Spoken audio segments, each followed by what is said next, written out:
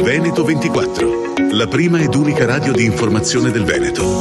Ogni giorno appuntamenti speciali dedicati ad economia e lavoro, sport e cultura. Radio Veneto 24, dedicata al Veneto che conta. Buonasera a tutti e benvenuti.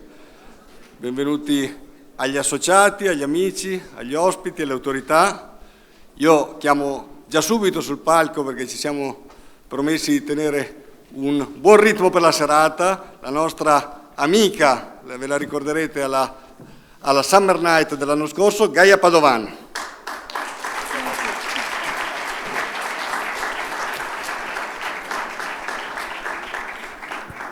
Buonasera intanto agli ascoltatori che ci seguono in diretta radio su Radio Veneto 24 e in diretta streaming sui canali social di Confapi, e quindi torna a trovarci in Confapi nelle vesti di scrittore, ci onora della sua presenza, il governatore della Regione Veneto, Luca Zaia.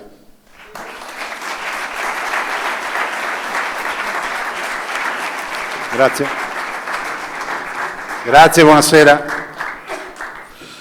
Allora, a tutti voi, benvenuti alla nostra Spring Night e benvenuti in Confapi.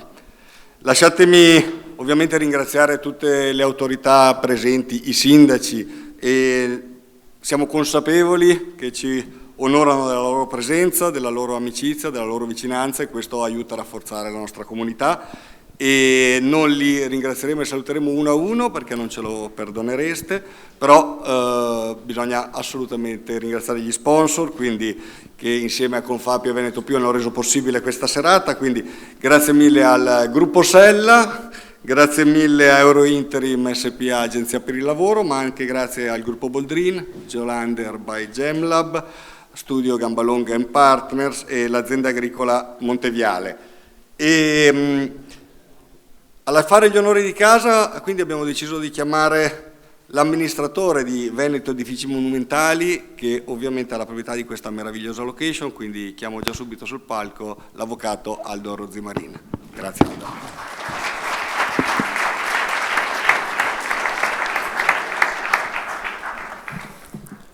Benvenuti in Villa Contarini. Saluto il presidente Luca Zaia e le autorità presenti. Ringrazio Confapi Padova e il suo direttore Davide Donofrio, gli imprenditori, gli organizzatori e gli sponsor. Ringrazio Confapi per aver organizzato questo evento e aver invitato il presidente Luca Zaia a presentare il suo libro più recente qui in Villa Contarini.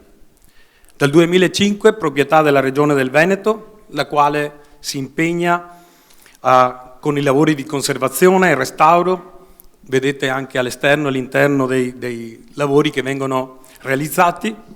La gestione della villa è affidata alla società Veneto Edifici Monumentali, che cura la manutenzione ordinaria, la ricerca, la formazione, la catalogazione dei beni mobili della nostra biblioteca e si occupa soprattutto della promozione e della valorizzazione di questo complesso architettonico e anche paesaggistico con i 45 ettari di parco. Brevemente, per stare nei 5 minuti concessimi, vi racconterò l'importanza imprenditoriale di questa nobile residenza storica. Sorta sui resti di un antico castello, il corpo centrale della villa è stato progettato dal celebre architetto rinascimentale Andrea Palladio, i cui palazzi e ville di Vicenza e dintorni sono riconosciuti patrimonio mondiale UNESCO. L'attuale aspetto di Villa Contarini, con una grandiosità tale da farla annoverare fra le residenze più vaste d'Europa, risulta da secoli di trasformazioni sia per dimensioni che per destinazione d'uso. Molteplici funzioni infatti sono svolte dalle ville che sorgono in Veneto dal 1400. Sono presidio del territorio per lo sviluppo della prima imprenditoria agricola e industriale, sono anche luogo di incontri culturali e ricevimenti e diventano sedi di rappresentanza. Le ville, nate da un piano politico della Repubblica di Venezia, sono emblema della riorganizzazione della terraferma da parte della Serenissima. Venezia conduce infatti un'imponente campagna di bonifica idraulica, potenzia l'allevamento e introduce culture sconosciute fino ad ora.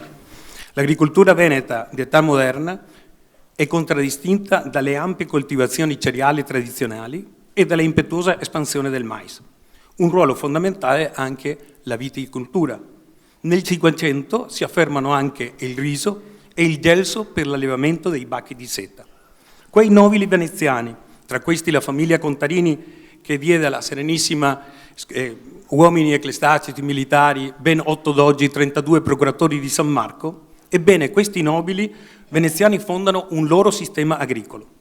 La riforma agraria dà impulso a nuove forme architettoniche. Ma non solo agricoltura. Villa Contarini, nella seconda metà del Seicento, subisce importanti modifiche strutturali a opera di Marco Contarini, che ne sviluppa la funzione culturale, per esempio costruendo l'auditorio e la sala della chitarra rovesciata, ma allo stesso tempo estende i settori di attività economica a fianco all'agricoltura la protoindustria.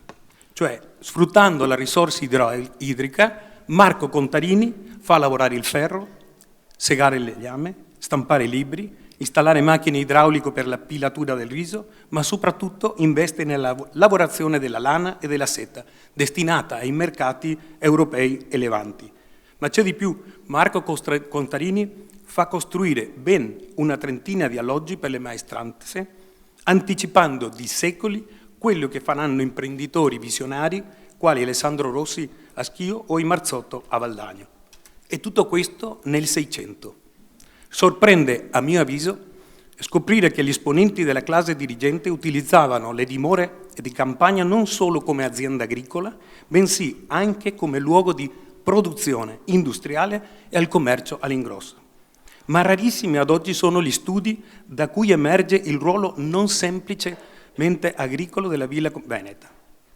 Questo invece, in particolare il piano di investimento industriale di Marco Contarini, è stato portato alla luce grazie alla collaborazione con il Centro Internazionale di Studi di Architettura CISA Andrea Palladio, il CISA, e dalla borsa di ricerca creata dalla Veneto Edifici Monumentali, la società che gestisce appunto questo complesso monumentale. Una brevissima riflessione finale. Questi luoghi che rendono unico al mondo il nostro territorio rappresentano un importante elemento attrattivo per il pubblico locale e internazionale. Per le loro caratteristiche e la loro storia che collega la villa all'impresa, queste dimore sono veicolo di conoscenza del patrimonio culturale e imprenditoriale. Oggi come allora le nostre ville fanno conoscere e apprezzare i prodotti e i servizi delle nostre imprese e ne ho avuto conoscenza. Allo stesso tempo contribuiscono a valorizzare le ville, le attività economiche sviluppate nel territorio. Quindi coltivare questa relazione villa-impresa come fanno gli organizzatori dell'evento di oggi beneficia a tutti. Mi congratulo con gli imprenditori per i risultati raggiunti e formulo i miei auguri per i traguardi futuri. Grazie.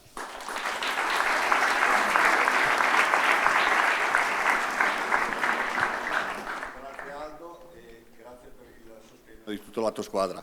E come sapete al ruolo dell'imprenditore è affidata una responsabilità anche sociale e questa la sentiamo anche come comunità imprenditoriale, quindi non potevamo non sfruttare questa opportunità di questa sera per presentarvi un'amica di Confapi, un'amica del territorio e speriamo presto un'amica di tutti voi, quindi chiedo a Silvia Zoccarato, Presidente dell'Associazione Artefatto, di unirsi a noi. Grazie Silvia. E Artefatto di Limena si occupa di persone in situazione di svantaggio come disabilità e altri tipi di disturbi, bambini e ragazzi che necessitano di terapie riabilitative per poter condurre una vita gratificante. A te Silvia. Grazie. Grazie per questo meraviglioso invito. Per me è un onore poter presentare l'Associazione Artefatto e farla conoscere. E vi ringrazio tutti per darci questi attimi da condividere con voi. L'Associazione Artefatto è nata 6 anni fa, da niente, da un desiderio fortissimo di aiutare il prossimo. Oggi ci occupiamo di 200 famiglie più in difficoltà. Cosa significa in difficoltà? Bambini, ragazzi con autismo, con disturbo mentale, con disturbo dell'apprendimento e altri ragazzi in difficoltà, famiglie in difficoltà. Sono sicura che in questa sala ci sono molti genitori, o perlomeno siete stati figli. E vi assicuro che quando un ragazzo o un bambino, ancora di più, viene messo da parte, oppure viene escluso e a volte viene preso in giro perché a volte capita, questo crea sofferenza in tutti, mamma, papà, fratelli e anche insegnanti che a volte si sentono impotenti. Ecco perché parliamo di famiglie, perché quando accogliamo un bambino, sin da piccolo, prendiamo tutta la famiglia, perché le problematiche coinvolgono tutti. E così noi, tanti professionisti di matrice diversa, sanitari, educatori, psicologi, psicoterapeuti, logopedisti, prendiamo i bambini già da piccoli e li accompagniamo fino alla giovane età adulta e li accogliamo come fossero figli nostri, perché i genitori vogliono questo e noi non vogliamo più vedere ragazzi esclusi, noi vogliamo lottare per la dignità, per l'identità e quindi assieme lavoriamo per migliorare le capacità. Ma cosa sono le capacità? Saper leggere, saper scrivere, saper comunicare, ma soprattutto lottiamo insieme per aiutare questi ragazzi ad uscire dall'isolamento sociale. La nostra lotta è farli uscire dalla cameretta, perché insieme, soprattutto dopo il Covid, sembra una parola difficilissima, ma noi siamo la testimonianza che si può fare. Venire qui tutti i 200 era impensabile e tutti gli operatori, siamo un numero molto ampio, però io oggi voglio farvi conoscere un piccolo gruppetto di ragazzi che fanno parte del gruppo Autonomie e che sono accompagnati dalla dottoressa D'Urso e dalla dottoressa Scandolaro. Vi chiedo un piccolo applauso perché siamo tutti emozionatissimi.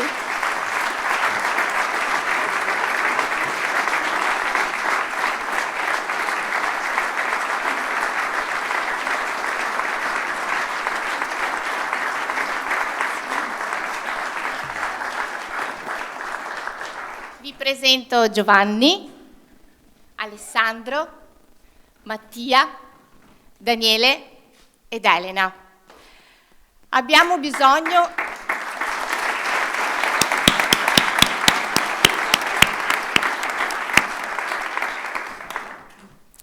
l'emozione è tantissima e i ragazzi sono felicissimi oggi di aver fatto una foto col presidente Zaia. Abbiamo bisogno però dell'aiuto di tutti, anche del vostro aiuto. Le terapie sono terapie costose e le famiglie fanno fatica a sostenerle.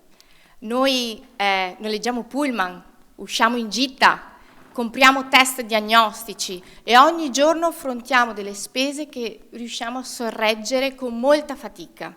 Abbiamo lanciato una campagna sociale che si chiama Adotta un progetto e che può essere rivolto a voi aziende e anche a privati. Una campagna che può avere anche delle agevolazioni fiscali per voi e per la vostra azienda e vi invitiamo a venirci a conoscere nel banchetto di sopra per avere più informazioni di questa nostra nuova iniziativa. Vi ringraziamo e vi aspettiamo di sopra.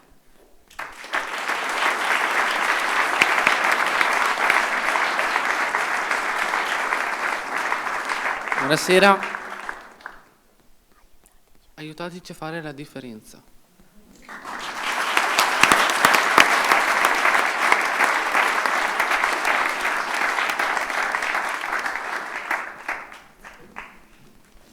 Grazie Silvia, come avete capito vi aspetta sopra. E quindi io lascio la parola a Gaia Padovan, buona serata a tutti, buon lavoro, grazie Presidente. Grazie a Davide D'Onofrio e a Confapi, ovviamente a Silvia Zoccarato, grazie ad Aldo Rozzimarin per l'ospitalità in questo gioiello architettonico, grazie a tutti e ovviamente facciamo un grande applauso di nuovo al Presidente che è qui con noi. Grazie a voi, grazie. E che saremo molto informali, ma dovremo attendere qualche minuto perché prima di dare la parola all'ospite d'onore, diciamo all'attore protagonista con la sua ultima fatica letteraria, ci siamo lasciati 9 mesi fa ho presentato il precedente libro, eravamo all'Ex Foro a Padova, ci ritroviamo oggi, tutti mi chiedono, è un instancabile scrittore, ma quando scrive? Perché secondo me a breve ne uscirà un altro, o no? Beh, potrebbe essere. Ecco, non si sa quando scrivi di notte, scrivi andando da un evento all'altro, quando scrivi? Ma è già iniziata l'intervista? No, beh, sai che però ti incalzi. Intanto grazie per l'invito. Beh, guardate, è abbastanza semplice perché le nuove tecnologie ci aiutano tanto. E quindi fondamentalmente io vi dico come lavoro. Il libro si costruisce intanto da un'idea, e quindi ci vuole un'idea. In questo caso avevo un viaggio. Questo è un libro scritto a 18 anni. Poi ovviamente l'ho ricicciato, come si dice tecnicamente, perché a 18 anni io non sapevo che avremmo avuto il telefonino, Instagram e molte altre, diciamo, diavolerie del mondo digitale, quindi ho dovuto attualizzarlo questo libro. Quindi ti fai uno schema, lo dico perché a volte incontro i ragazzi e dico guardate che scrivere, se uno ha, diciamo, questa predisposizione, lo fa facilmente. Ci vuole uno schema e quindi ti organizzi le idee, come si fa sempre, dopodiché mi detto in audio, mi faccio il dettato. Quindi se tu mi dai un soggetto e un protagonista, potrei fartelo anche qui, e dopodiché me lo sbobino, ho il testo e comincio a mettermi a posto il testo, cioè lo sgrezzo così. Sapete cosa diceva Michelangelo? Un giorno ha chiesto a Michelangelo come avesse fatto a fare la Pietà, lo diciamo in un luogo simbolo dell'arte, no? Voi l'avete vista la Pietà di Michelangelo? Sembra che quel marmo siano lenzuola vere. E lui sapete cosa rispose? Ho tolto tutto il marmo in più, è esattamente il lavoro che faccio io. Va bene, allora grazie, adesso ci addentreremo ovviamente nel libro, però un attimo di pazienza al Presidente, perché ovviamente siamo qui ospiti di Confapi, che sapete rappresenta i piccoli e medi imprenditori, ci sono tanti associati ma ci sono anche tanti ospiti che hanno voluto essere qui, per cui Confapi rappresenta poi il sistema produttivo, no, del nord-est, sappiamo quanto le piccole e medie imprese siano fondamentali su questo territorio, diamo un spazio breve ma significativo ad alcuni imprenditori, alcuni associati per conoscere le loro realtà e perché credo vogliono anche darti, come dire, delle suggestioni, farti delle domande. Allora io chiamerei subito qui con me, anzi può andare sul podio, Giovanni Manta, CEO di Jamlab SRL, azienda operativa con il brand Geolander, si occupa di, diciamo, detta in senso un po' lato, io non sapevo neanche cosa fosse, ammetto la mia ignoranza, di geomatica e gemelli digitali, tanto esatto. Per dire, non so, il navigatore satellitare, per farla semplice, Sì, no? sì, Tutte quelle informazioni georeferenziate. Tutto un ecosistema di cose che... Buonasera Presidente. Ma forse più che parlare dell'azienda, eccetera, che diventerebbe una cosa autoreferenziale, parliamo di questa tecnologia, perché è una tecnologia che ha origini in America, come spesso accade, svilupperà nei prossimi anni nei paesi anglosassoni un mercato intorno agli 80 miliardi di dollari nell'arco di 2 anni, ed è una tecnologia che è molto matura oggi che permette di traguardare quelli che sono gli scenari. Attraverso i gemelli digitali, quindi, è possibile ottenere il plastico, l'esatta copia di quella che è una realtà che si può rilevare. In Veneto esistono già alcuni esercizi importanti, per esempio nell'ambito delle strade di Regione Veneto, piuttosto che nell'ambito dei beni culturali, dove la disponibilità di precisioni particolari consente di realizzare i granai digitali, cioè un bene meraviglioso come questo, descritto prima dall'avvocato, evidentemente deve essere mantenuto, curato, gestito nel tempo, e quindi averne una copia fedele può consentire di poterlo anche in qualche modo governare nelle proprie attività di restauro. Proprio per queste potenzialità oggi il gemello digitale ci consente di avere e di prendere delle decisioni utilizzando anche il mondo del digitale, quindi tutti i dati che oggi abbiamo a disposizione di ogni genere, appoggiati a un qualcosa che ha questa fedeltà, ci consente in qualche modo di prendere decisioni scientifiche, quindi non di istinto. La bella cosa dei gemelli digitali è che ci dà anche la predizione, è una sorta di sfera di cristallo attraverso la quale noi possiamo anche immaginare scenari. Quindi la suggestione, così come è stata chiamata, non voglio essere chiaramente né cattivo, ma è che oggi questo è un mercato, se vogliamo, anche nuovo all'interno, no, della nostra nazione, sta esprimendo molta novità perché ci sono gemelli digitali nell'ambito delle telecomunicazioni, nell'ambito delle nostre linee ferroviarie, nell'ambito dell'energia, cioè le enti centrali si stanno muovendo da questo punto di vista. Abbiamo molti motori e suggestioni, dicevo, che vengono realizzate localmente, per dire abbiamo realizzato un gemello digitale di un pezzo di Laguna Veneta per in qualche modo non soltanto riqualificarla, ma per anche donarla al turismo, cioè realizzando quindi... Ecco, quindi l'idea mia sarebbe che la regione dove abbiamo fondato la nostra azienda in qualche modo possa essere all'avanguardia disponendo di finanziamenti per la realizzazione per la prima volta in Italia, sicuramente forse anche in Europa, di un gemello digitale diffuso, cioè un gemello digitale che parta con la miriade di informazioni di qualità che oggi Regione Veneto ha, perché li ha, che li possa mettere a sistema e che possa fornire un supporto alle decisioni estremamente strategico e di grandissima qualità. Mi viene da fare un paragone che se dovessimo immaginare i dati di un gemello digitale della Regione Veneto al vino, molto probabilmente in Veneto potremmo diventare sommelier anche a livello mondiale, le dico la verità, per la bellezza dei dati che possiamo disporre anche da un punto di vista di patrimonio turistico. Grazie.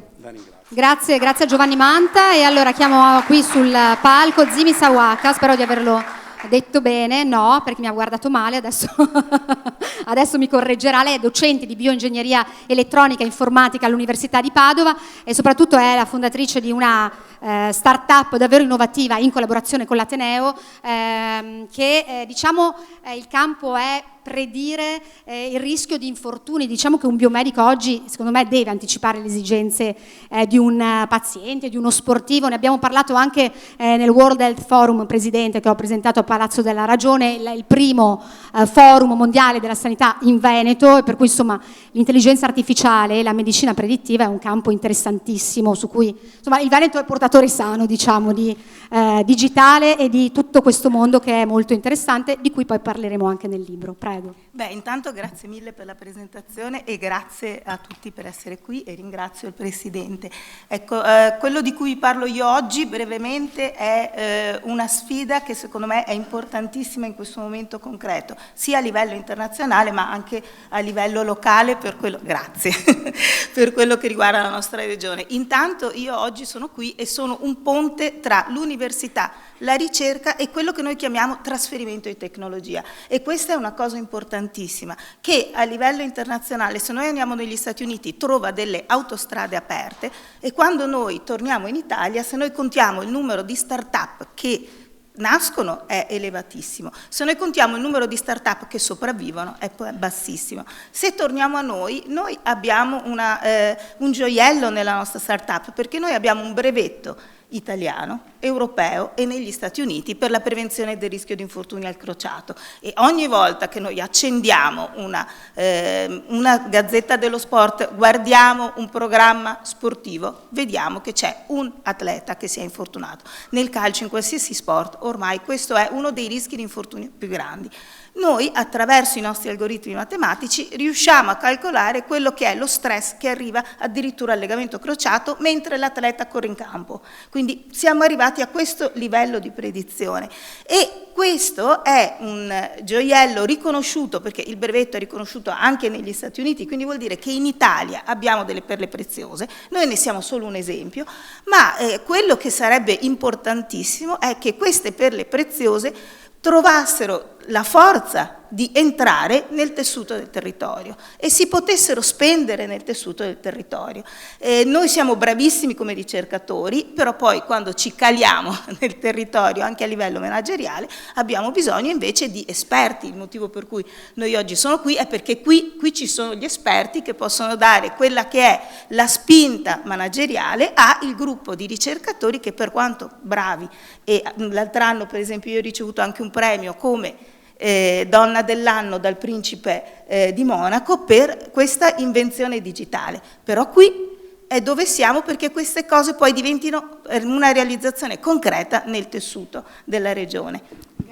Grazie per questo intervento, Presidente. Poi ne parleremo, anche perché sappiamo che quanto è il tuo interesse sui giovani, no? Quanto parli della fuga di cervelli dell'Italia, di quanto deve essere il nostro paese attrattivo, perché ha tutte le potenzialità per farlo. Allora, chiamo velocemente anche Andrea Tiburli, che è CEO di General Fluidi SRL, che è un'azienda che è pioniera nel settore dell'olio-dinamica per l'industria meccanica, ma tanto per far capire chi è, lui ha collaborato al sistema MOSE, alla creazione del sistema MOSE e non solo. Prego. Adesso ci arriviamo. Buonasera a tutti.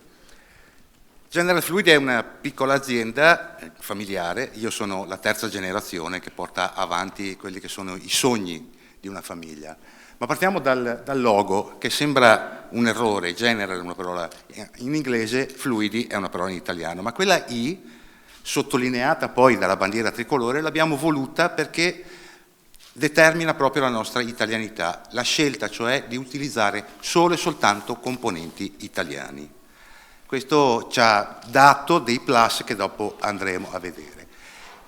In questi anni ci siamo sempre un po' distinti perché non abbiamo mai cercato i grandi numeri, le grandi produzioni, e questo è un po' anomalo per un imprenditore, ma ci siamo permessi il lusso di cercare di applicare il nostro know-how, le nostre conoscenze a delle sfide, a delle iniziative interessanti. Uno di questi è stato il Mose. Tutti sappiamo come funziona il Mose, sono queste grandi paratoie che sono sul fondo del mare, agganciate ai cassoni, che vengono riempite di aria per farle sollevare, ma pochi sanno, se per cortesia mi rimettete la slide, che sono agganciate da delle cerniere. La cerniera è fatta in 3 parti, per permettere alla paratoia di essere installata, per essere staccata per la manutenzione e quindi poi reinserita. Queste cerniere devono essere messe in tensione ed agganciate. Questo sistema è aerodinamico. Noi abbiamo progettato, prototipato e fornito i sistemi aerodinamici per le cerniere del Mose. Poi ci hanno dato un'altra sfida e l'abbiamo raccolta, il progetto Rialto, forse il Presidente se lo ricorda. Per le maree oltre 1,30 m, 1,35 m interviene il Mose, ma sappiamo che a Venezia, quando l'acqua arriva a 1 metro, 1,10 m, 1,20 m, molti edifici sono già bagnati. Allora qualcuno si è inventato di dire perché non solleviamo gli edifici di 1,10 m, 1,20 m. Impossibile, no, l'abbiamo fatto. Quello che vedete è il prototipo, la demo che abbiamo fatto, un casolare di campagna scelto apposta in mattoncini perché fragilissimo, 52 punti di spinta con controllo di posizione, controllo del carico, e lo abbiamo tirato su, come si dice, in bolla. Dopodiché vengono tolti i cilindri e vengono messi dei pali di cemento, diventa una palafitta. Progetto Rialto che purtroppo, e qui la provoco Presidente, Ischeiga finì Mose e Rialto. Si potrebbe anche ripensarci, no? Ma questi erano... ne abbiamo tanti di progetti. È impegnativa la serata. Ma queste sono state tutte iniziative, attività di prossimità. Poi abbiamo detto, ma forse siamo bravini, possiamo anche andare all'estero, ma andare all'estero non è proprio una cosa semplice, e allora ci sono voluti degli investimenti, di cui poi voglio accennarvi. Questo ci ha permesso, grazie al know-how, grazie un po' alla brand reputation che ci siamo costruiti, di essere raggiunti, e questa è la cosa sorprendente, sono venuti da soli alcuni brand importanti. Non so se si vede in fondo, ma quella è la Rolls-Royce, che recentemente ci ha onorato di ordinare un prodotto da noi, ma che prodotto? Un prodotto made in Italy, assolutamente made in Italy. Ho detto investimenti per andare all'estero. Grazie all'aiuto di Veneto Più, che è la struttura tecnica di Confapi Padova, abbiamo potuto partecipare a vari bandi, tra cui bando Simest con i fondi del PNRR, che ci ha permesso di investire in questo. Bando Simest PNRR che recentemente le cronache ci dicono che qualcuno ha gestito male e ci sono state una serie di arresti, di sequestri. Ecco, anche noi abbiamo avuto l'ispezione della Guardia di Finanza. Vi leggo solo 2 righe. Non sono emerse irregolarità per quanto riguarda l'attuazione del progetto e sull'effettività delle prestazioni rese. Questo grazie all'aiuto di Veneto Più, di Confapi e del nostro staff. Queste sono le aziende di Confapi Padova. Grazie. Grazie, bell'esempio per Confapi. Allora io chiamo adesso Laura Sposato, che è CEO di Joel Video, e credo che sia l'unica imprenditrice veneta che è stata, come dire, inserita, segnalata dall'autorevole rivista Forbes tra le 100 innovatrici under 30, se non sbaglio. Corretto. Esatto. Complimenti, Grazie mille. Spiega un po' velocemente di cosa si cosa hai creato con questo tuo servizio, che mette insieme anche l'intelligenza artificiale con altre branche, diciamo. Assolutamente sì. Intanto ringrazio moltissimo per l'invito. Sono molto contenta di essere qui perché generalmente sono abituata a parlare a Milano, all'estero. Settimana prossima sarò ad Harvard, però parlare qui a Padova, che è la città dove sono nata e sono cresciuta, è veramente sempre molto bello, quindi ringrazio per l'invito. Quello che abbiamo costruito con Joule in realtà nasce da un'esigenza molto specifica, ovvero il fatto che oggi trovare le persone giuste per la propria azienda è diventato sempre più difficile, e soprattutto quando ci troviamo da imprenditori, no, a fare le selezioni dei CV, a ricevere questi profili, molto spesso poi non corrispondono alla verità, no? Quante volte magari vi è capitato di vedere un curriculum, no, di una persona, poi questo viene in azienda e non è proprio quello che mi aspettavo. Allora, sulla base di questa problematica che io ho vissuto in prima persona facendo la recruiter, mi sono detta: ma devo creare qualcosa che mi permetta di rivoluzionare questo modo di lavorare. E così è nata l'idea di Joule, che più che un'idea oggi è un'azienda inutile sul mercato, quindi è anche strano per essere una startup, ma io ne vado molto fiera, quindi lo dico sempre. E cosa abbiamo creato? Abbiamo creato un algoritmo di intelligenza artificiale che da 40 secondi di videopresentazione riesce a capire quali sono i talenti delle persone. Cosa vuol dire? Io mi faccio questo video in cui racconto chi sono me stesso, non ci sono domande, non ci sono test, e noi, grazie appunto all'AI che abbiamo anche brevettato, tra l'altro, riusciamo a capire quali sono le aree lavorative in cui potrebbe emergere la persona, riusciamo a capire le soft skill del candidato e riusciamo a capire quali sono i tratti caratteriali positivi e le aree di miglioramento. Quindi in pratica facciamo un assessment caratteriale del candidato senza doverlo incontrare, no? Questo permette poi da un lato, chiaramente unito alle competenze pratiche, di permettere al ragazzo di capire quali sono i suoi talenti, perché ricordiamoci che oggi uno dei grandi problemi è che i ragazzi stessi non sanno cosa sono bravi a fare, e quindi grazie a questo sistema io gli aiuto loro a capire quali sono, no, i loro talenti, e di conseguenza riesco come dire, a collegarli alle offerte di lavoro perfette per loro. E dall'altra parte poi ovviamente aiuto gli imprenditori, perché io cosa vi dico? Vi dico: ditemi cosa vi serve, lato caratteriale, lato competenza, facciamo un unico profilo e riusciamo ad accorciare di 3 settimane lo screening dei talenti, perché praticamente voi, anziché avere, non so, 50 CV, ok, vi trovate in un ordinamento di 50 persone, poi per ogni persona avete video, carattere e competenze. Quindi in pratica rivoluzioniamo completamente il modo in cui oggi avviene la preselezione dei candidati. Sono molto contenta perché è un prodotto che di solito mi dicono tutti: ma venite dall'America? No, veniamo da Padova, siamo da Padova, anzi soprattutto il fatto che siamo di Padova spesso suona strano il fatto che non siamo di Milano, e a me questa cosa fa anche un po' arrabbiare, perché dico, cioè, non è che tutte le startup che hanno fatto qualcosa di interessante devono per forza essere di Milano. Io sono anche molto perché siamo la seconda università più antica d'Italia, esatto. Per cui insomma ricordiamolo magari. Quindi io sono contenta, e l'appello che voglio fare, la cosa che voglio dire è: ci sono veramente delle eccellenze, abbiamo creato un prodotto che funziona, ci serve poter farci conoscere. Perché se il prodotto può essere il migliore del mondo, ma se poi le aziende non lo conoscono, l'abbiamo creato e ce lo teniamo noi e ce ne facciamo ben poco. Quindi sono veramente molto grata di aver avuto la possibilità di essere qui oggi, e ovviamente spero che ci possano essere molti margini di collaborazione, perché no, anche con la regione e con chi, insomma, chiunque vorrà ascoltarci e fare intanto una prova, ma comunque voler guardare un po' oltre rispetto a quello che è il classico metodo che ormai usano i dinosauri, cioè, ho sempre fatto così, cerchiamo di fare qualcosa di diverso, insomma. Grazie davvero a Laura Grazie. Sposato, davvero giovanissima e molto talentuosa, complimenti Laura, grazie ancora. Ultimo ma non ultimo, anzi è già pronto Marco Trevisan, vieni pure, è CEO di Trevisan SRL, si occupa del settore metallurgico, metalmeccanico, ma non solo, ha un excursus professionale molto ricco e insomma lungo, è stato anche direttore marketing Porsche Italia, acquisito, rinnovato tante imprese, prego. Buonasera a tutti. Sì, ho avuto un'avventura un po' anomala, non ho 2 generazioni di imprenditori dietro, ma ho fatto il manager per 20 anni, poi sono diventato imprenditore 10 anni fa. Oggi ho 2 aziende, una settantina di dipendenti, operiamo nel settore metalmeccanico, siamo terzisti. Colgo l'occasione per un ultimo appello al Presidente Zaia, poi l'ascolteremo. Viviamo una situazione che qualcuno ha definito di permacrisis. Abbiamo visto in pochi anni una serie di disastri ravvicinati, partendo dal Covid con i suoi effetti devastanti a livello globale.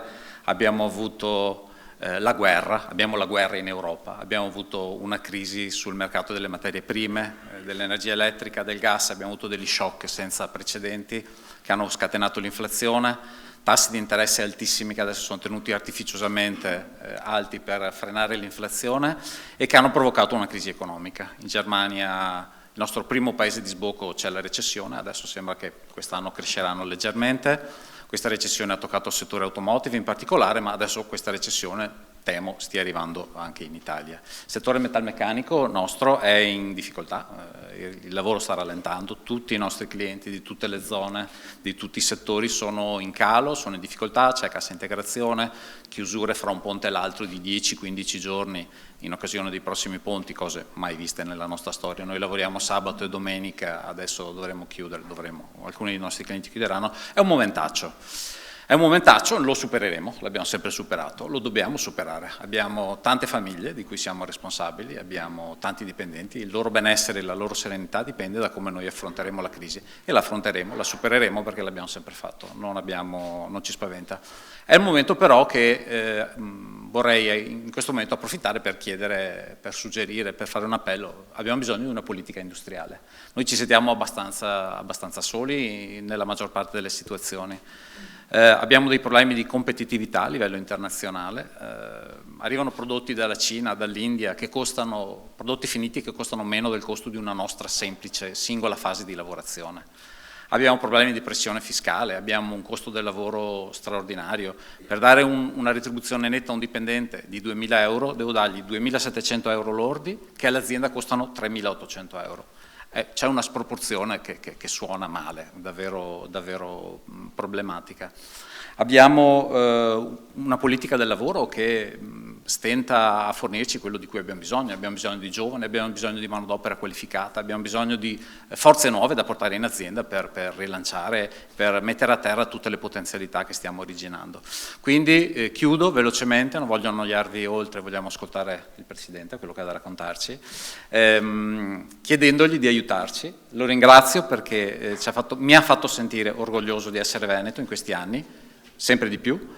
Mi sono sentito rappresentato a livello nazionale, i veneti sono stati derisi per tanti anni, lavora e Tasi o cose di questo tipo. Oggi mi sembra che sia cambiata la musica, è decisamente cambiata, e lo ringrazio in anticipo per quello che potrà fare per supportare la competitività delle nostre imprese, per aiutarci a sviluppare il nostro sistema economico e aiutare le piccole e medie imprese, in primis quelle di Confapi.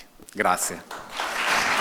Grazie a Marco Trevisano per il suo intervento e anche per gli stimoli che ha portato. Credo che il Presidente conosca bene, no, la situazione tra tassi di interesse, inflazione, le difficoltà ci sono, però c'è anche, come dire, sempre il grande entusiasmo che non manca al Presidente ma che non manca al Veneto in generale per andare avanti. Adesso andremo, forse vuoi rispondere, poi entriamo, alleggeriamo e parliamo del tuo libro, però ecco, credo che tu... No, pensavo di parlare del viaggio della Due Cavalli io.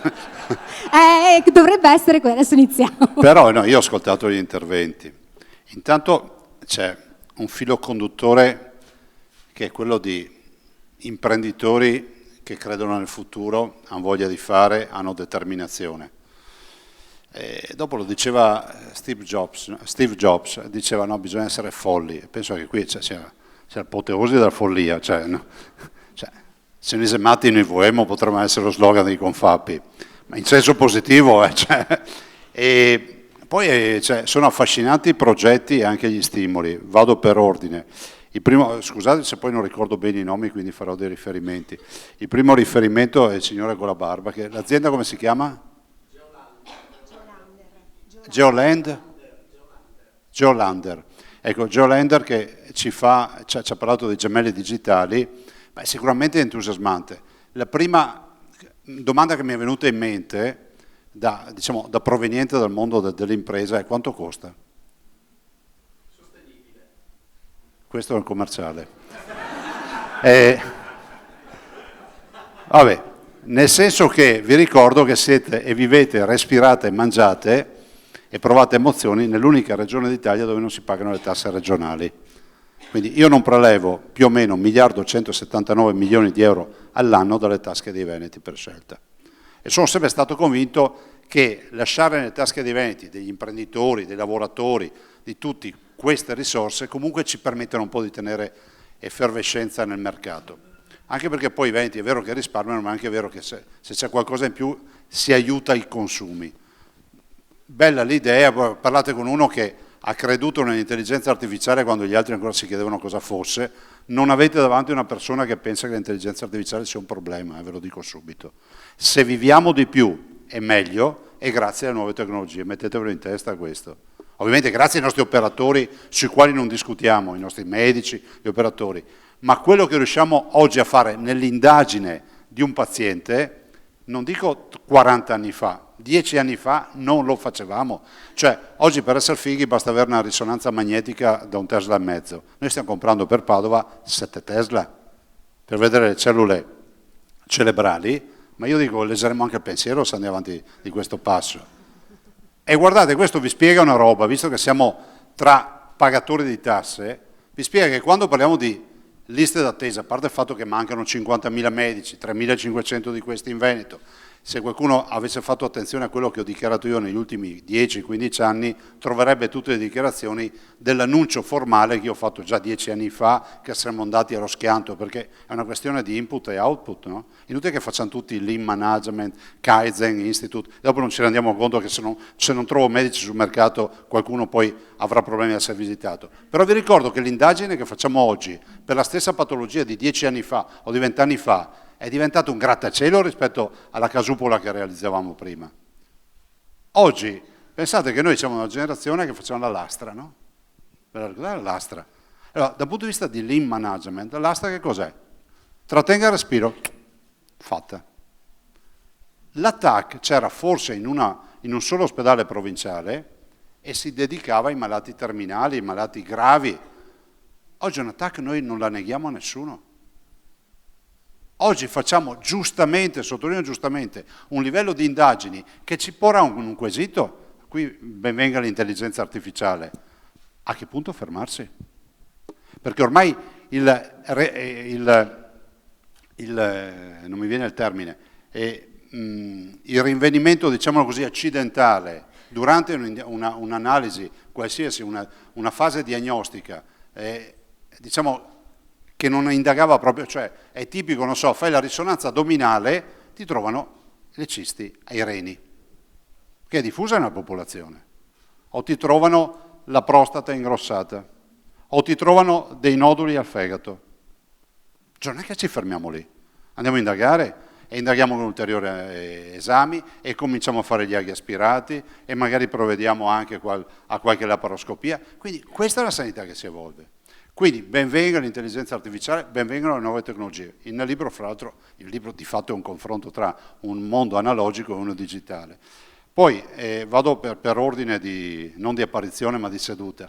Joule è l'unità di misura, no? Quindi Joule è l'unità di misura e quindi questa forza ce l'avrete sicuramente. Dopo, a me è venuto in mente una roba, no? Cioè, penso a una roba che se tu, pensavo, un negozio di alimentari ti chiama e ti dice, guarda, fammi una selezione a 40 curriculum per un banconiere e tu gli selezioni, ma poi l'intelligenza artificiale magari ti permette di scoprire se uno è allergico, che so, ai latticini, a queste storie, cioè, ci sono degli aspetti, no, che sono umani. Quindi io venderei questo prodotto in un'altra maniera. Lo venderei dal punto di vista di marketing, intanto mettendoci anche la parte umana, che non definirei analogica. Quindi voi preselezionate e riservate all'umano, diciamo, una selezione, e questo lo direi. Poi per lanciarla da un punto di vista marketing prenderei, diciamo, interviste o dichiarazioni di personaggi famosi, il Papa. Il Papa cosa potrebbe fare? Si so che siete voi che avete fatto sto casino qua. L'ha detto apposta. Voi sapete che inquadramento hanno dato a me? Di che inquadramento hai dato? No, dillo, non me lo ricordo più.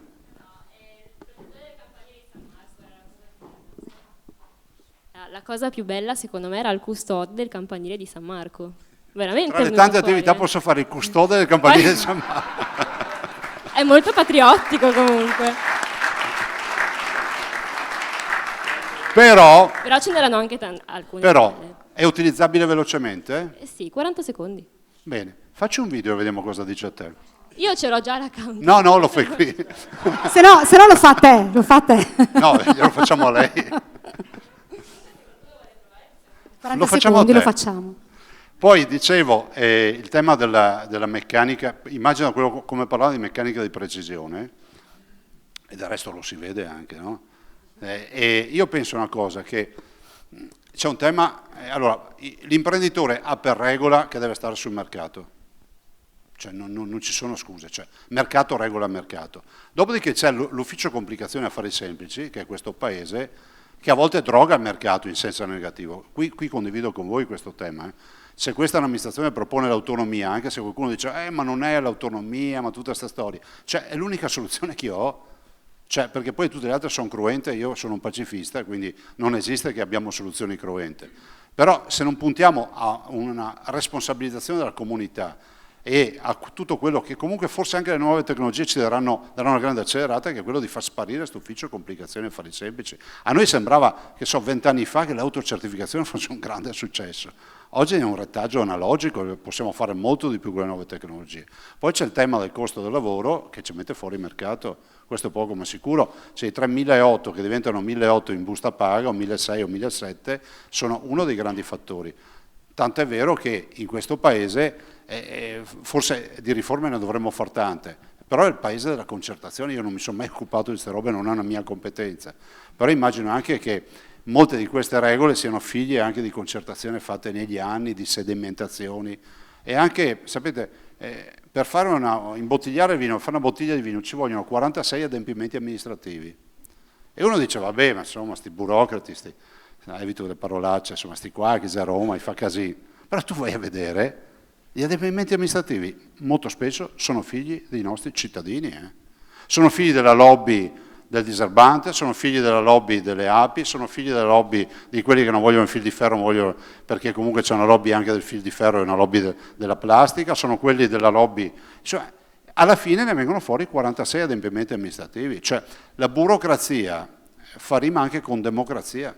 Io mi ricordo quando ho fatto una legge da ministro, avevo una legge pulita, anglosassone, chi, come, cosa, dove, quando e perché. Cioè uno dice basta, fatta la legge, no. Poi sono arrivati come le faine sulla legge, io mi sono trovato norme, era una legge sul latte, mi sono trovato norme sul pane, finanziamenti da dare per la peronospora alla vita da qualche altra parte, il disastro hanno fatto. Cioè la legge si chiama ancora legge Zaia, ma di Zaia lì ci sarà un 10%, il resto se la sono fatta tutti dentro il Parlamento sto casino.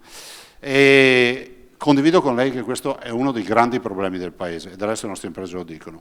Poi il tema del Mose è di Rialto. Intanto complimenti perché comunque aver partecipato al tema del Mose è una roba importante, perché ricordo che al di là di tutti i bei discorsi Venezia non va più sotto acqua grazie al Mose, cioè questo va bene ricordarlo. Allora io vedo sicuramente condivido tanta preoccupazione per il transito delle grandi navi sul bacino San Marco e il canale della Giudecca, ma non sento mai dire grazie a tutti quelli che comunque hanno realizzato un'opera che è unica dal punto di vista ingegneristico a livello mondiale.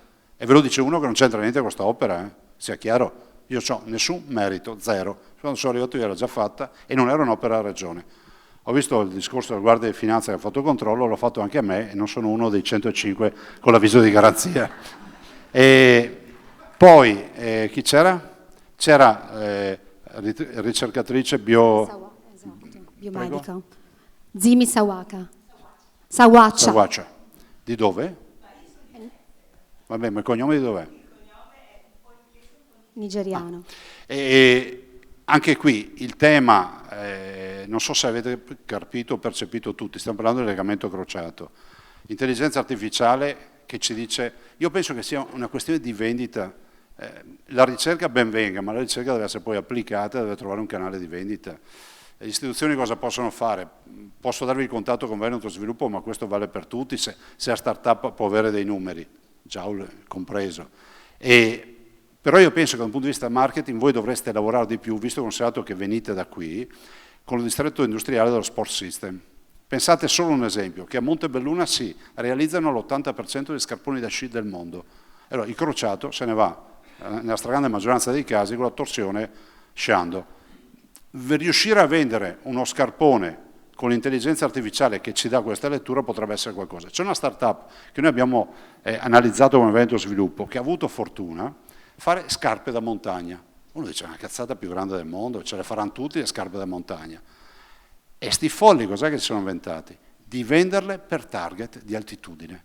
Cioè uno che fa i 5.000 metri può portare una scarpa di uno che fa i 1.000 metri o i 1.500 e targetizzando le scarpe, ovviamente mettendoci sopra le altre tecnologie, tutta una serie di, il pressostra, due altre robe, adesso non me ne intendo, e sono riusciti veramente a spiazzare sul mercato molti altri concorrenti. Quindi l'innovazione è fondamentale. Penso che però se non è applicata, io quindi inviterei veramente di parlare magari con Zanatta, con Alberto Zanatta che è di tecnica, però è anche responsabile del comparto, potrebbe essere una bella idea innovativa, no? Uno va a sciare e c'è l'intelligenza artificiale che ti manda il warning, miau, miau, e ti fermi. Poi quelli che rischiano, agganciandolo a un altro accordo con la compagnia di assicurazioni, non gli pagano l'assicurazione. Grazie anche per tutti questi consigli di marketing, diciamo, dal Presidente Zaia e non solo. Li hai fatti tutti, direi, ci siamo. Bene, parliamo del libro. A che ora avete il buffet? No, io ho capito che siete venuti per il buffet. Qui direttamente.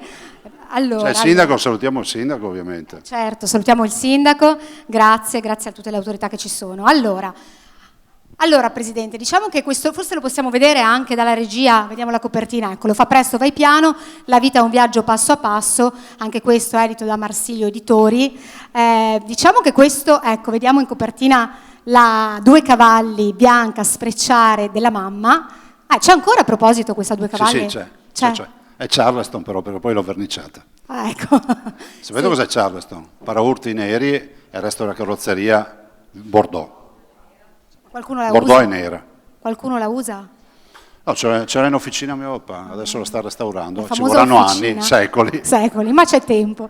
Allora, intanto questo diciamo che è un libro che esce un po' forse dai tuoi classici schemi, questo è proprio un diario di viaggio, un racconto di un Luca Zaia, allora 18enne, a metà degli anni 80, che insomma esce per la prima volta, credo, no? Da questa campagna assonnata trevigiana e parte dopo, detta così è semplice, dopo mesi di preparazione, di pianificazione con i due grandi amici del tempo, che credo lo siano ancora, l'ingegnere e il conte, parte per questo viaggio da diciamo Bibano, diciamo dal zona Conegliano, arriva fino alla Spagna, all'Andalusia, Marbella. Per cui un viaggio che però abbiamo parlato di intelligenza artificiale, di navigatori satellitari, di social, non esisteva niente di tutto ciò, per cui ecco, vediamo la mappa. Questo è il viaggio. Quanti chilometri, quante ore di viaggio? Sono quasi 3.000 chilometri, 70 ore di viaggio.